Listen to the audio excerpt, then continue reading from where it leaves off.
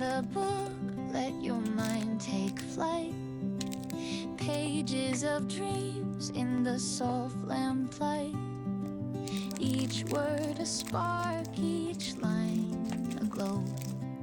Fuel for the fire to help you grow. Hi guys, a day in my life in Saudi. Late na pala ako magla-lunch. Time check, 3:30 PM na. Usually once a day lang ako kumain or twice a day at sa gabi hindi na ako nakain. Pero minsan-minsan talagang napapakain ako sa gabi.